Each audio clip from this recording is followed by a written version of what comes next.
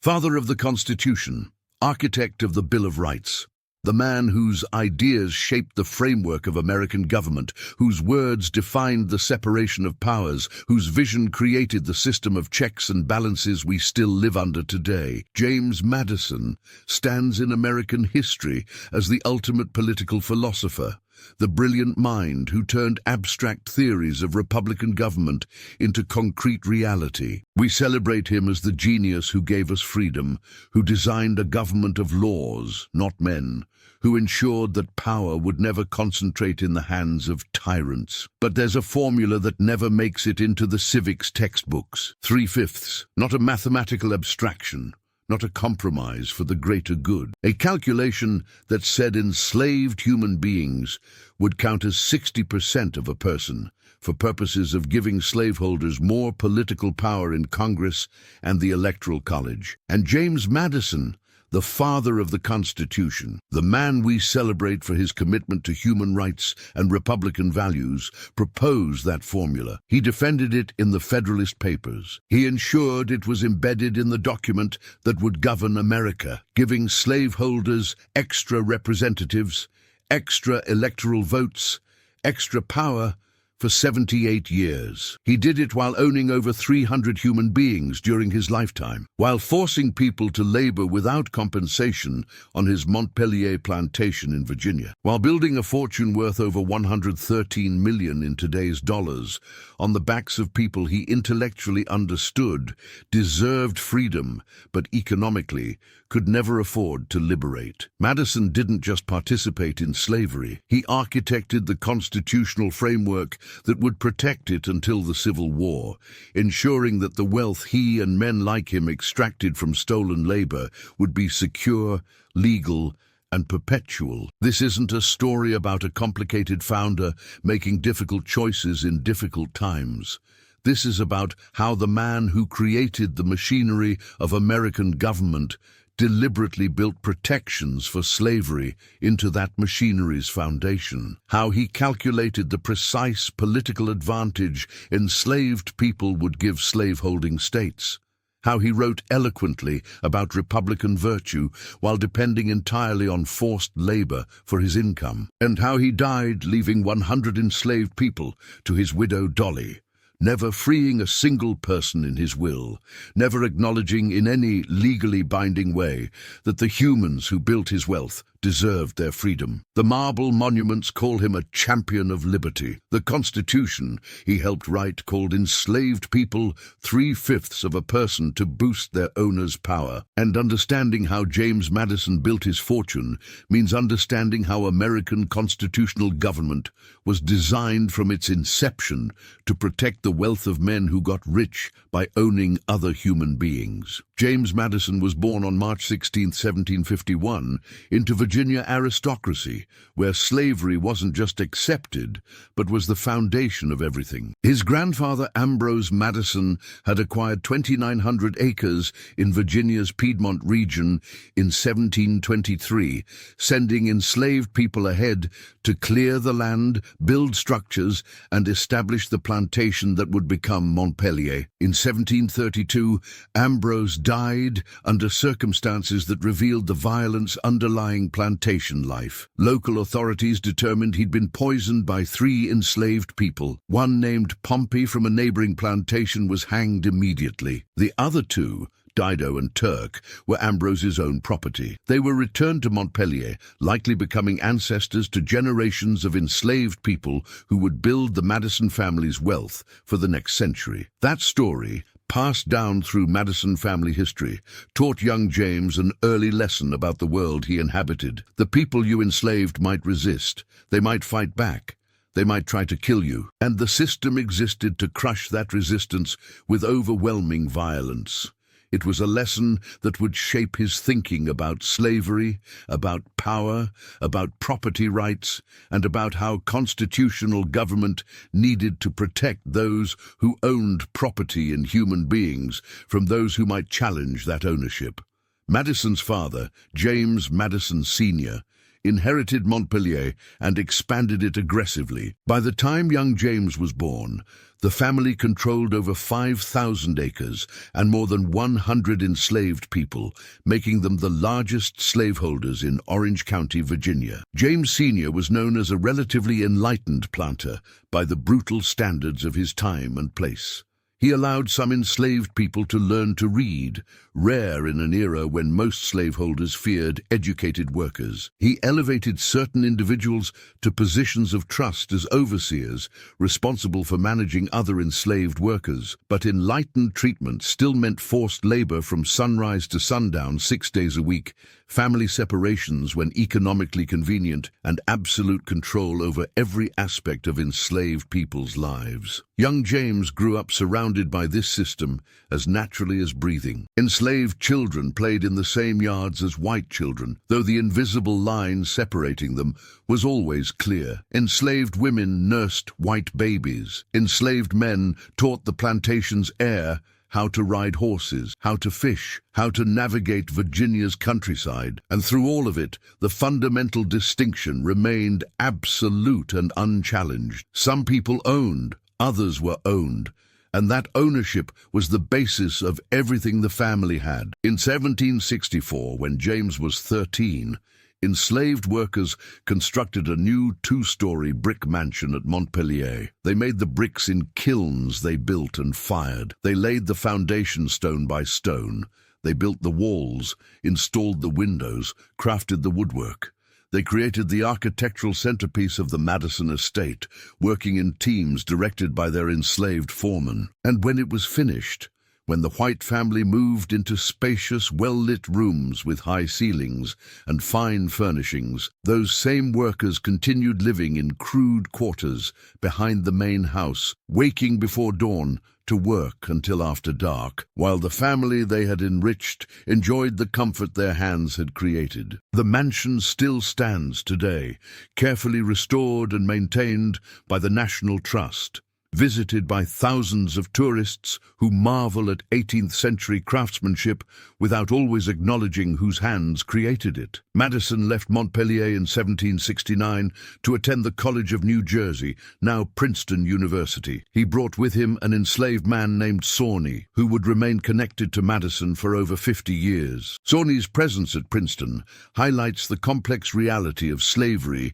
in the Madison household. He was trusted enough to accompany the family's heir to college, educated enough to manage young Madison's daily needs in an unfamiliar environment, valued enough that the family couldn't imagine sending James alone. But he was still enslaved, still property, still subject to being bought, sold, leased, or punished at his owner's absolute discretion. Trust and bondage coexisted without apparent contradiction in Madison's mind.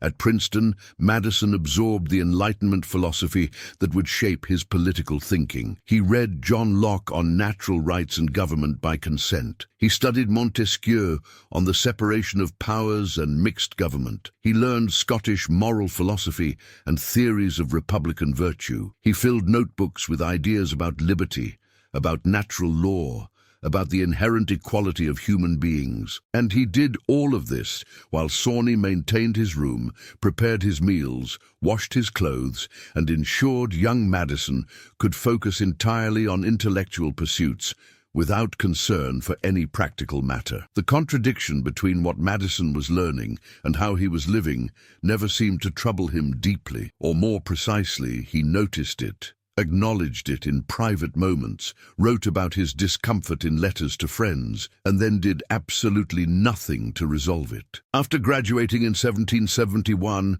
Madison returned to Montpelier. He briefly considered careers in law or the ministry, but never seriously pursued either. He didn't need to. He had access to his family's extensive library, one of the finest private collections in Virginia, thousands of volumes on politics, philosophy, history, and science. He could spend his days reading, thinking, writing letters, corresponding with other educated men about the great questions of government and society. He could live a life of pure intellectual leisure, and he could do this entirely because enslaved people grew the tobacco and wheat that generated the family's income, prepared every meal he ate, maintained the house he lived in, and provided every material comfort that made a life spent thinking and reading possible. The American Revolution interrupted Madison's comfortable intellectual existence, but it didn't challenge the economic foundation that made that existence possible. When Virginia's royal governor, Lord Dunmore, issued a proclamation in 1775 offering freedom to enslaved people who joined the British side, Madison wrote to a friend expressing his terror at the prospect. He called it the only real vulnerability Virginia faced. Not moral vulnerability about the injustice of slavery, military vulnerability. The possibility that the people his class enslaved might join the British and fight for their own freedom terrified Madison far more than British regulars or Hessian mercenaries ever could. The revolution might be fought in the name of liberty, but that liberty was never meant to extend to the hundreds of thousands of people enslaved in southern states. Madison entered politics during the war, serving in Virginia's state legislature and later in the Continental Congress in Philadelphia. His experience with the weak national government under the Articles of Confederation convinced him that America needed a stronger constitution with real power to tax, to regulate commerce, to enforce its decisions on the states. The Articles made it nearly impossible for the national government to function effectively.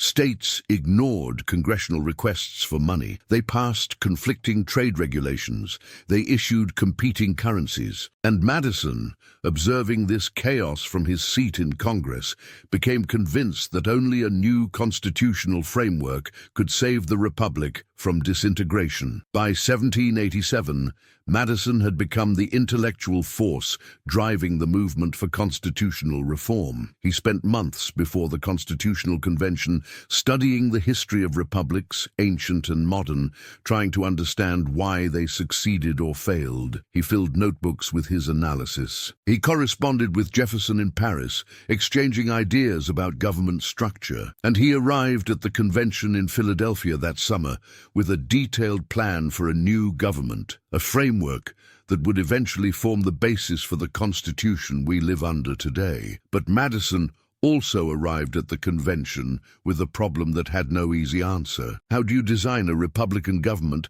based on popular sovereignty and natural rights while protecting the wealth of slaveholders who deny those rights to hundreds of thousands of people they own? How do you create a stable union between states where slavery is legal and economically central, and states where it's gradually being abolished? And most importantly, for Madison and other Virginia planters, how do you ensure that southern states don't lose political power as northern states with free labor systems grow more populous and economically dominant?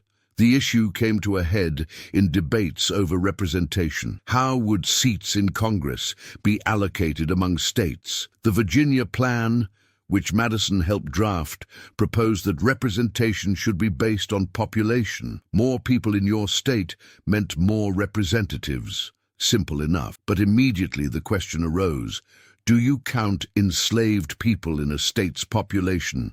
Southern delegates insisted they should be counted fully. After all, those enslaved people were residents of southern states. They contributed to southern wealth. They were part of the population even if they had no rights. Northern delegates objected furiously.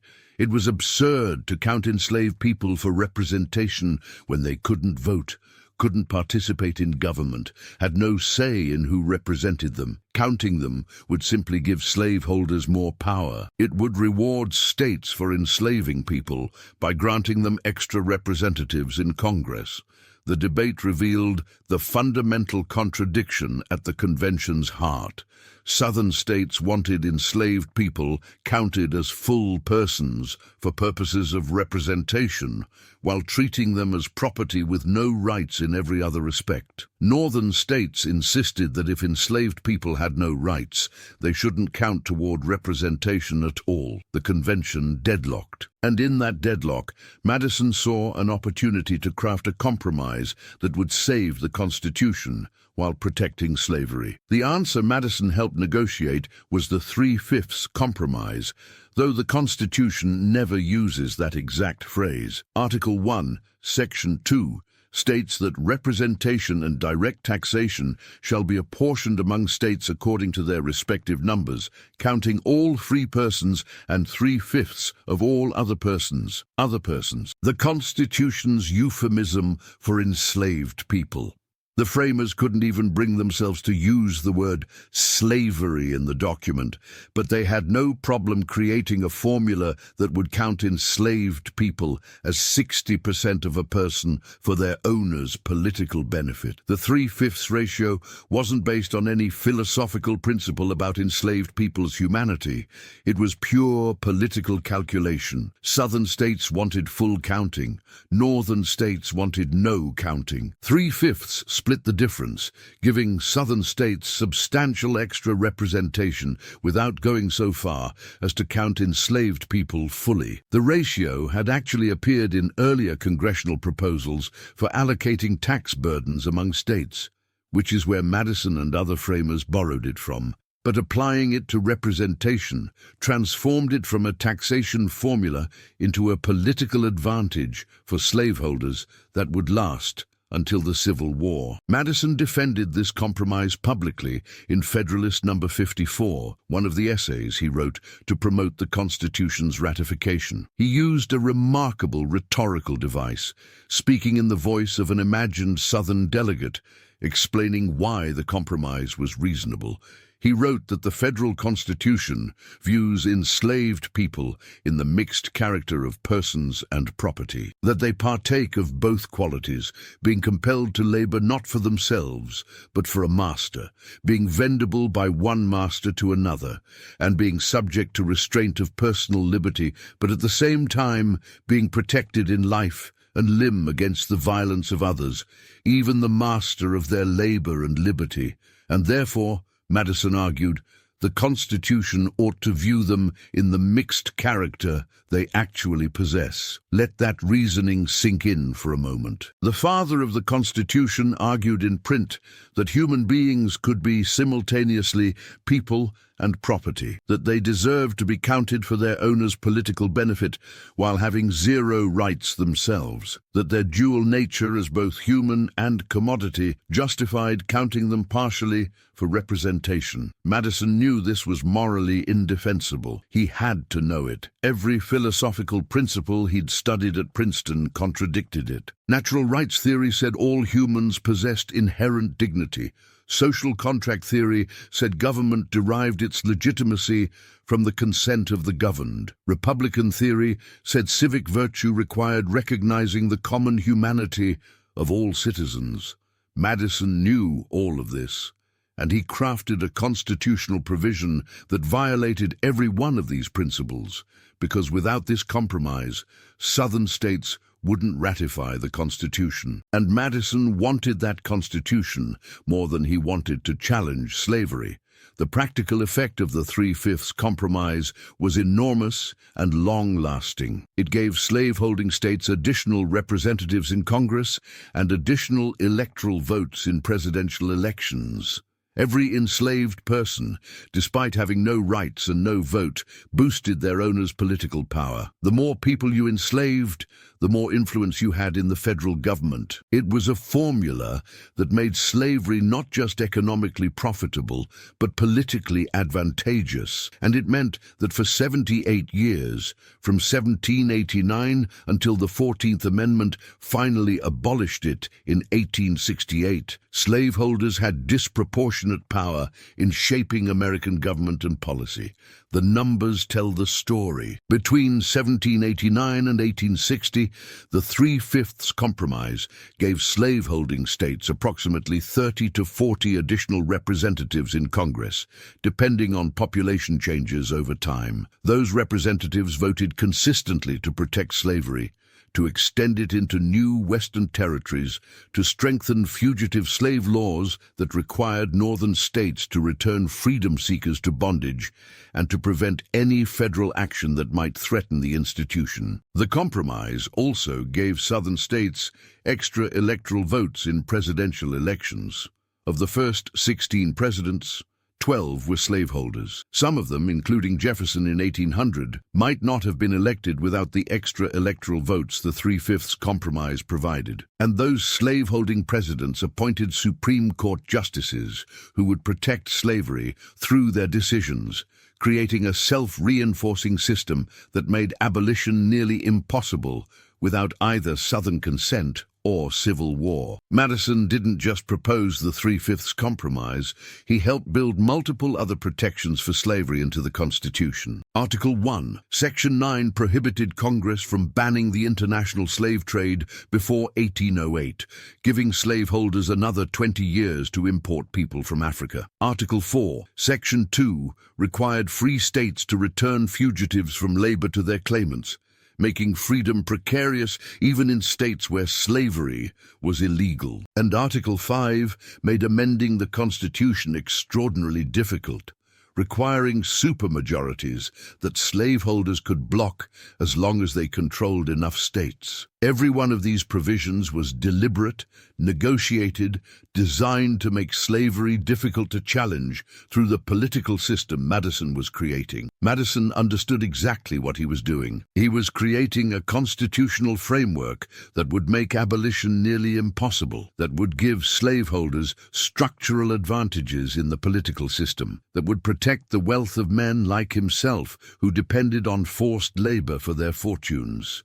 And he did it while writing eloquently in the Federalist Papers about freedom, about Republican virtue, about the dangers of concentrated power, about the importance of protecting minority rights. The minority he meant to protect was slaveholders. The rights he meant to secure were property rights in human beings. The beautiful theory he articulated served an ugly purpose. When the Constitution was ratified and the new government began operating in 1789, Madison's own wealth was secure. His father still controlled Montpelier and its enslaved workforce, providing young James with income and social standing. But in 1801, James Madison Sr. died, and 50-year-old James inherited the plantation along with over 100 enslaved people. Within days of his father's death, President Thomas Jefferson appointed Madison as Secretary of State, beginning an 8-year career in national politics that would eventually lead to the presidency. The timing was perfect. Madison now had both the wealth of a major Virginia planter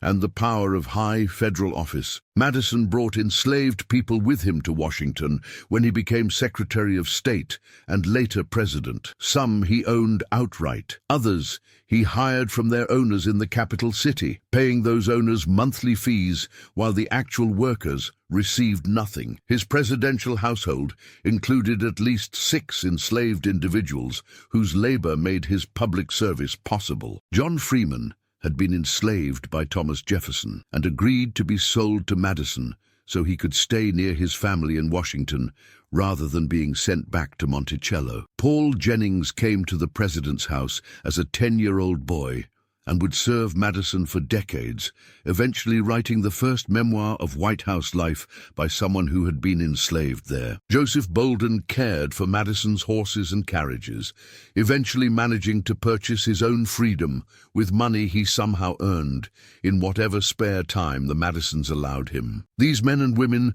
made Madison's public life possible. They cooked the meals served at state dinners, where Madison discussed policy with congressmen and diplomats. They maintained the household where Madison conducted the nation's business. They ensured his comfort during the exhausting years of governing a young nation at war. And they did it without freedom, without the ability to leave, without any share in the wealth their labor generated. Madison treated them better than many slaveholders treated their human property. He wasn't excessively cruel. He didn't whip people publicly or separate families casually for minor infractions. But better treatment still meant enslaved, still meant forced labor, still meant one human being exercising complete control over another human being's life. Madison's presidency from 1809 to 1817 coincided with the War of 1812 and its aftermath. During the war, the British once again offered freedom to any enslaved people who could reach their lines. Thousands escaped from Virginia, Maryland, and other Chesapeake states, seeking liberty from the nation that claimed to champion freedom. Madison, the president who had written extensively about natural rights and popular sovereignty and republican government, responded by treating these escapes as theft of property. After the war, American negotiators sought compensation from Britain for enslaved people who had freed themselves. Property lost, value stolen, damages owed. The humans whose freedom was at stake never entered into the diplomatic calculations as anything other than property wrongfully taken. When Madison retired from the presidency in 1817 and returned to Montpelier, he intended to live out his years as a gentleman farmer and elder statesman. He corresponded with other founders. He advised younger politicians who sought his wisdom. He worked carefully on editing his notes from the Constitutional Convention, knowing they would be published after his death and wanting to ensure his legacy was properly recorded. And he did it all while continuing to profit from the labor of over 100 enslaved people who worked his fields, maintained his house, and provided all the comforts that made a life of intellectual leisure possible. But the financial reality of plantation agriculture in Virginia was becoming increasingly difficult. The soil was exhausted after generations of intensive tobacco cultivation.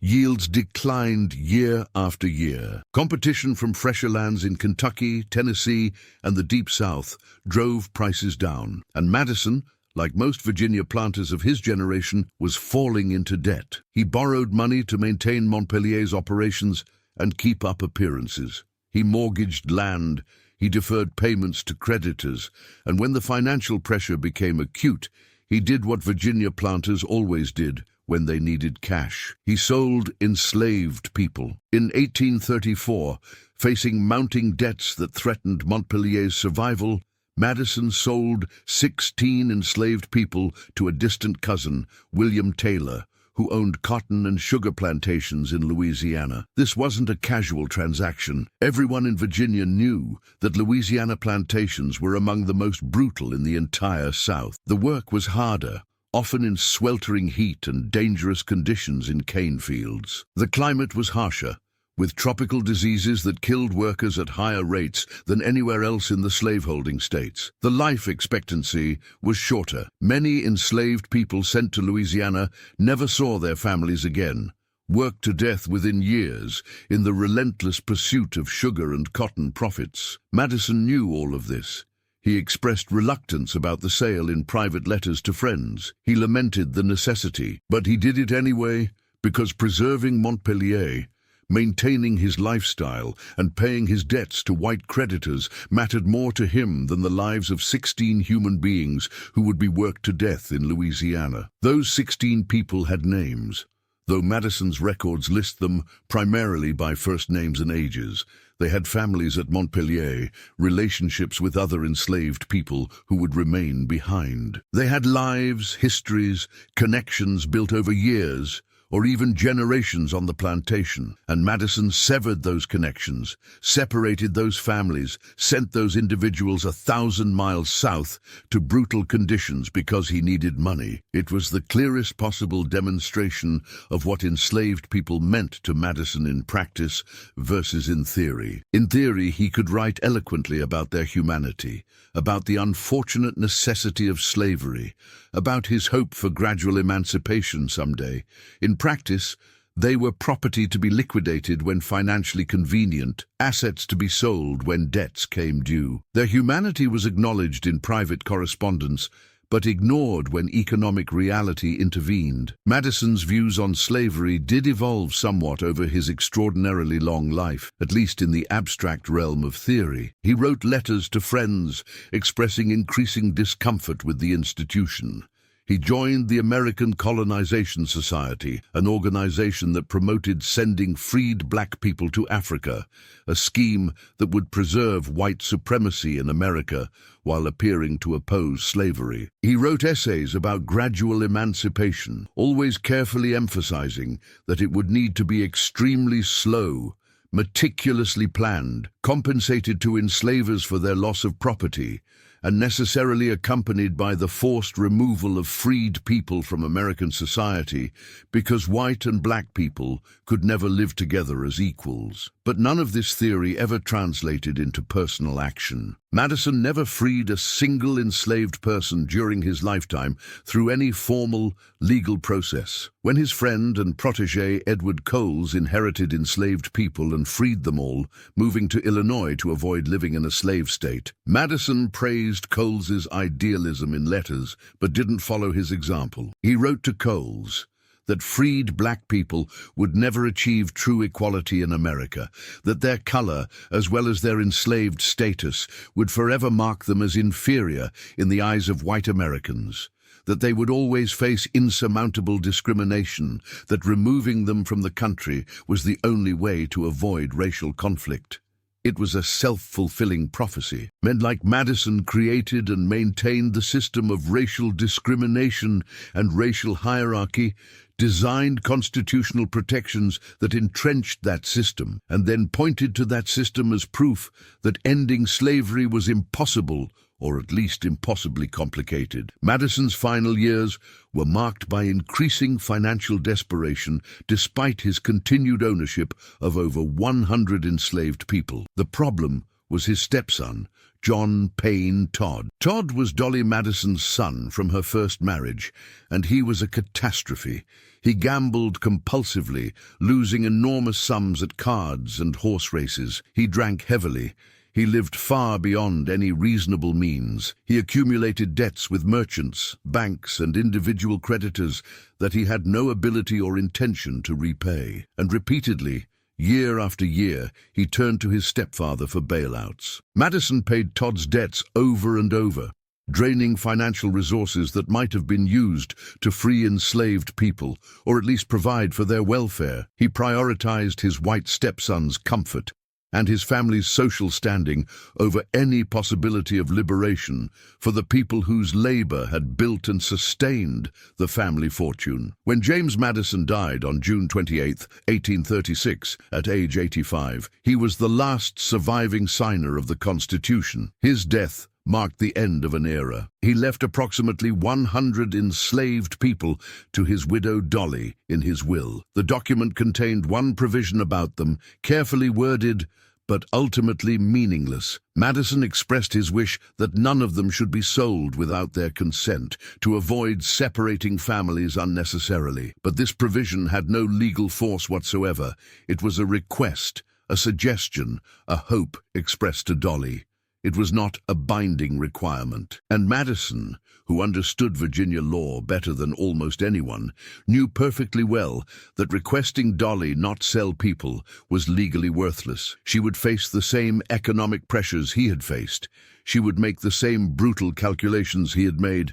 And she would sell people when she needed money, exactly as he had done. There's also evidence, fragmentary but suggestive, that Madison may have discussed with Dolly the possibility of freeing Montpelier's enslaved population after her death. Some historians believe they had private conversations about gradual emancipation, about freeing people in her will, the way Washington had eventually done. But they kept these discussions secret because Madison feared that if enslaved people knew they would be freed when Dolly died, they might have an incentive to harm her to hasten their liberation. The reasoning behind this secrecy is chilling. Even contemplating freedom for enslaved people, Madison treated them primarily as threats to be managed.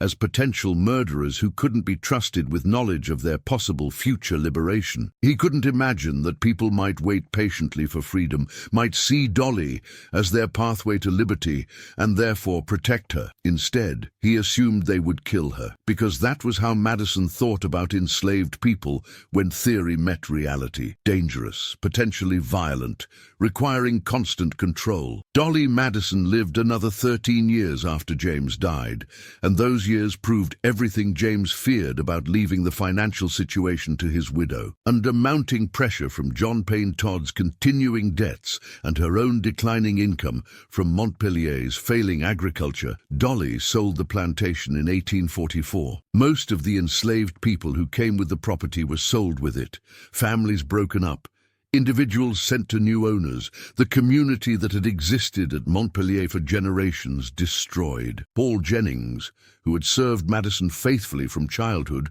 who had been at Madison's side during the presidency, who believed he would eventually be freed in recognition of his service, found himself sold to settle Dolly's debts. Senator Daniel Webster eventually purchased Jennings, allowing him to work off his purchase price over several years, finally gaining his freedom at about age 50. Jennings went on to become a prominent member of Washington's free black community, to participate in the Underground Railroad, helping others escape slavery, and to write his memoir that provided invaluable first-hand testimony about the Madison White House. But he achieved all of this only after spending most of his life in bondage, despite decades of faithful service to the man who wrote the Bill of Rights. Dolly never freed any of Montpelier's enslaved people in her own will when she died in 1849. The private discussions about gradual emancipation, if they ever happened, came to nothing. Economic reality crushed idealistic theory. The people James Madison had claimed to view as unfortunate victims of a system he inherited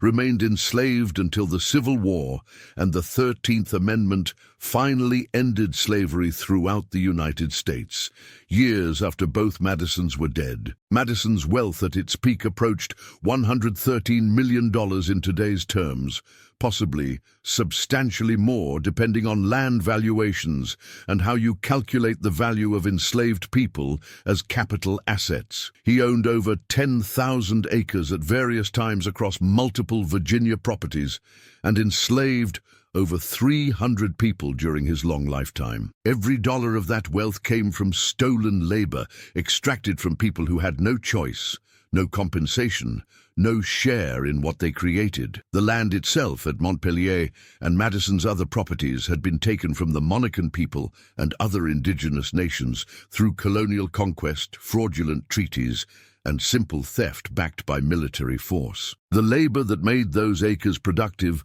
was forced from people who were born into slavery, lived their entire lives under the threat of violence and family separation, and died as property to be distributed among white heirs. If Madison had been required to pay even minimal wages to the people who worked his land, he would never have been wealthy by any standard. He would have struggled to break even on agricultural operations like farmers everywhere who had to balance income against expenses. His fortune existed only because he could force people to work without compensation and claim automatic ownership of their children, ensuring a self-perpetuating supply of unpaid labor that appreciated in value as those children grew. The calculation was simple and brutal in its logic. More enslaved people equals more wealth. Their children increase your capital automatically at birth, and the constitutional framework you personally helped create protects your property rights in those human beings against any interference from the federal government you designed. Madison's intellectual contributions to American government were real, substantial, and lasting. The Constitution he helped frame has governed the United States for over 2 centuries, making it one of the oldest written constitutions still in operation anywhere in the world. The separation of powers among legislative, executive, and judicial branches, the system of checks and balances, preventing any one branch from dominating, the federal structure balancing state and national authority, the Bill of Rights protecting individual liberties from government overreach. These were genuine innovations that influenced constitutional design around the globe. Madison's political theory, articulated in the Federalist Papers and his other writings, remains studied in universities, cited in Supreme Court decisions, treated as foundational texts of American political thought. But those innovations served purposes Madison rarely acknowledged publicly. The separation of powers made swift action on slavery impossible because multiple branches could block each other. The system of checks and balances meant that even if one branch wanted to address slavery, others could prevent it. The federal structure meant the national government couldn't interfere with slavery in states where it existed. The difficulty of amending the Constitution, requiring 2/3 of Congress and 3/4 of states to agree, meant slavery could be abolished only if slaveholders consented or were defeated militarily. Every structural feature of Madison's Constitution that we celebrate as protecting liberty also functioned to protect slavery. That wasn't an accident, it was Madison's design. The Federalist Papers, which Madison wrote with Alexander Hamilton and John Jay to promote ratification, are still read as masterpieces of political theory and rhetoric. But reading them with slavery in mind reveals their darker purpose running beneath the surface of every argument. When Madison writes in Federalist 10 about protecting minority rights against tyranny of the majority, he's talking partly about protecting slaveholders from northern majorities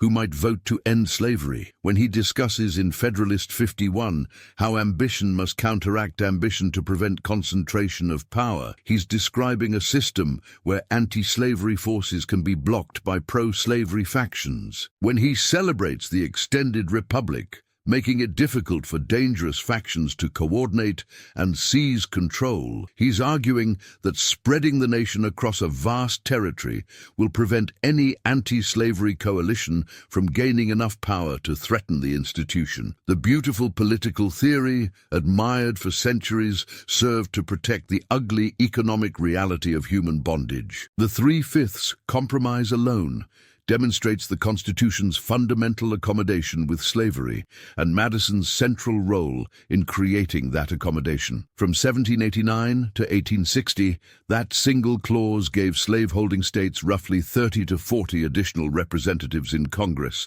depending on the census counts of enslaved populations. Those representatives voted consistently to protect slavery wherever it existed, to extend it into new Western territories, to strengthen fugitive slave laws that turned the entire nation into a hunting ground for freedom seekers, and to prevent any federal action that might threaten the institution's survival. The compromise also provided slaveholders with extra electoral votes in presidential elections, helping to elect a succession of slaveholding presidents including Jefferson, Madison himself, Monroe, Jackson, Harrison, Tyler, Polk, Taylor, and arguably others who depended on Southern support. Those presidents appointed Supreme Court justices sympathetic to slavery, creating a judiciary that would protect the institution through decisions like Dred Scott, which declared that black people could never be citizens and that Congress had no power to restrict slavery in federal territories. Madison lived long enough to see slavery become even more deeply entrenched than it had been when the Constitution was ratified. The cotton boom following Eli Whitney's cotton gin invention in 1793 made slavery more profitable than ever before, driving a massive expansion of cotton cultivation across the Deep South and creating insatiable demand for enslaved laborers. The internal slave trade moved hundreds of thousands of people from the exhausted lands of Virginia and Maryland to the brutal cotton and sugar plantations of Alabama, Mississippi, Louisiana, and Texas. The constitutional protections Madison had designed made it nearly impossible to stop this expansion through political action. By the time Madison died in 1836, slavery was stronger, more defended by law, more central to the American economy than it had been in 1787. The father of the Constitution had fathered a system that preserved and protected the institution he quietly claimed to oppose. The people Madison enslaved left descendants who never received any share of the wealth their ancestors created through generations of forced labor. No inheritance, no reparations, no land, no compensation, no acknowledgement that their stolen labor had built Montpelier, sustained the Madison family, and enabled James Madison's political career. George Gilmore, enslaved at Montpelier until freed by the Civil War, built a cabin after emancipation from salvage materials taken from Confederate fortifications. That cabin still stands today, carefully restored by his descendants, sitting across from Montpelier's entrance, as a testament to enslaved people's determination to build lives and futures despite everything slavery tried to take from them. Rebecca Gilmore Coleman, George's great-great-granddaughter, has worked for years alongside other descendants to ensure that Montpelier tells the complete story of the plantation. Not just Madison the Constitution writer, but Madison the slaveholder. Not just the elegant mansion and beautiful grounds, but the slave quarters where hundreds of people lived and worked and died. Not just the founding father celebrated in marble monuments, but the 300 human beings whose names appear in his farm books as property to be counted, valued, bought, sold, and bequeathed. That effort faced resistance for decades from people who wanted Montpelier to remain a shrine to Madison's genius rather than a site confronting the brutal reality of how he built his wealth. In recent years, Montpelier has reconstructed slave quarters based on archaeological evidence and historical records. The site has created exhibits specifically about slavery, about the people who built the plantation, about the families who lived there across generations. Most significantly, the Montpelier Descendants Committee, representing people descended from those enslaved at the plantation, fought for and won equal representation on the Foundation's board of directors. That was a radical move, an acknowledgement that enslaved people's descendants have a legitimate claim to telling Montpelier's history, that their voices matter as much as scholars' and donors' voices, that the plantation belongs to their story as much as to Madison's story. It's a small step toward acknowledging a debt that can never be fully repaid, toward recognizing that the people who built American founders' fortunes deserve to shape how that history is told. Madison's legacy forces impossible questions that we still struggle to answer more than 2 centuries after his death. Can we celebrate the Constitution while condemning the man who embedded protections for slavery into its framework? Can we honor the Bill of Rights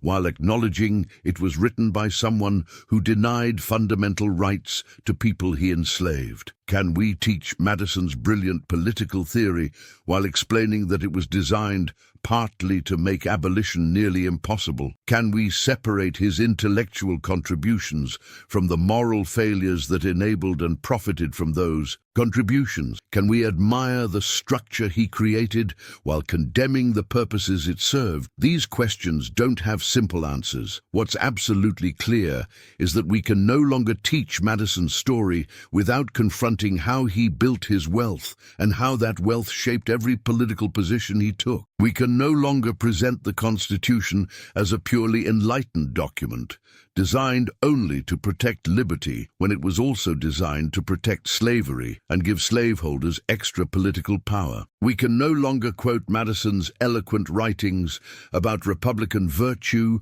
and natural rights without mentioning that he wrote them while forcing over 100 people to work without compensation, while selling 16 people to brutal Louisiana plantations when he needed cash, while leaving 100 people enslaved to his widow when he died. The full truth is uncomfortable. It complicates the heroic narrative, and it's absolutely necessary if we want to understand how American government actually works.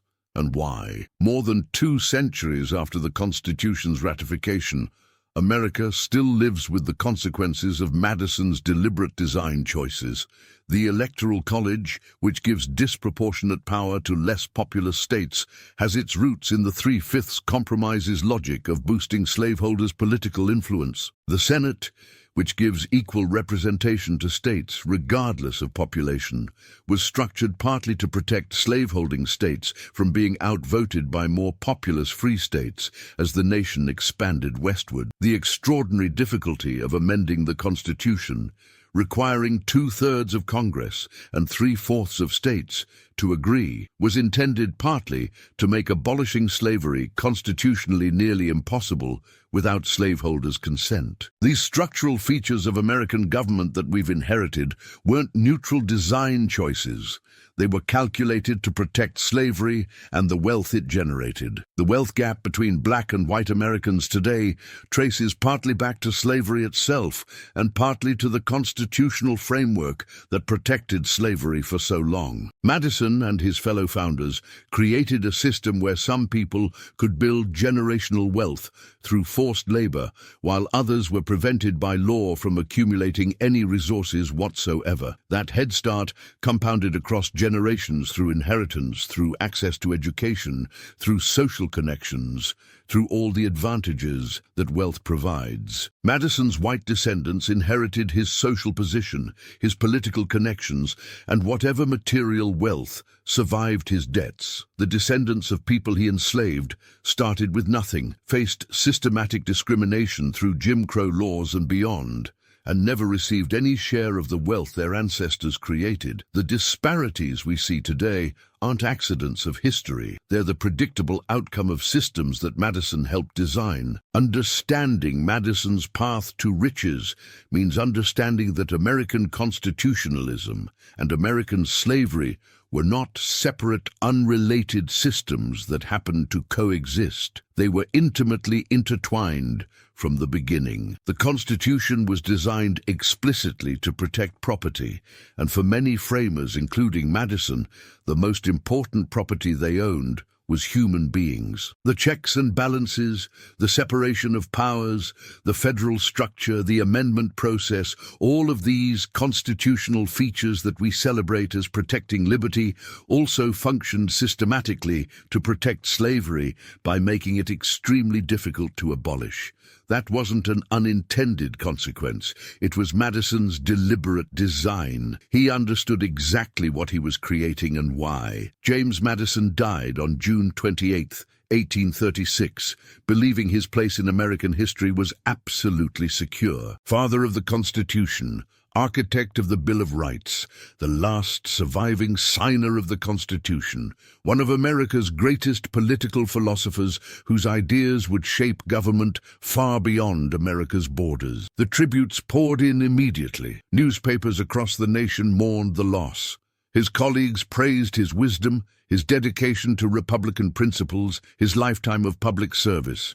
His reputation as a founding father was carved in stone, permanent and unassailable. But history also remembers what Madison hoped future generations would overlook or minimize: the 300 people he enslaved during his long lifetime, the 16 he sold to Louisiana plantations when debts threatened his comfortable existence, the constitutional protections for slavery he personally designed and defended in writing, the 3/5 compromise that gave slaveholders extra political power for 78 years, the wealth he built from stolen labor, and the constitutional framework he created to protect that wealth against any challenge. These are part of Madison's story too, inseparable from his intellectual achievements, essential to understanding the government he created. The marble monuments to Madison will remain standing.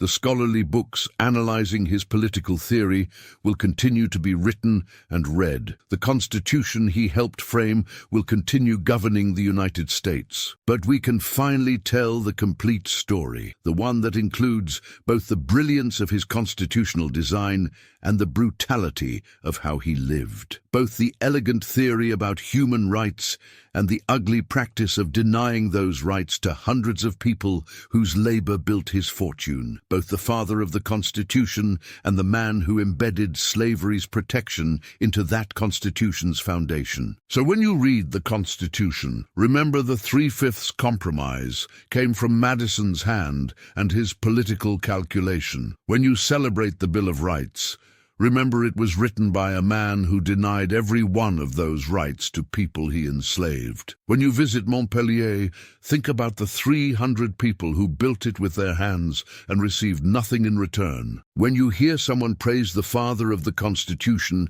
as a champion of liberty, ask what kind of liberty was protected and who was deliberately excluded from its promise. Because James Madison's path to riches was far darker than we realized. It was built on a constitutional framework designed explicitly to protect slavery. It was maintained through generations of forced labor from people he knew in his mind deserved freedom, but could never afford to liberate. It was preserved through compromises that gave slaveholders political power that lasted until civil war finally destroyed the system Madison had protected. The contradictions between his words and his actions weren't accidents or unfortunate necessities of his time. They were the foundation of everything he built. And until we confront that truth honestly, teach it unflinchingly, and reckon with its ongoing consequences, we will never fully understand the Constitution that governs us or the nation it was designed to create and protect.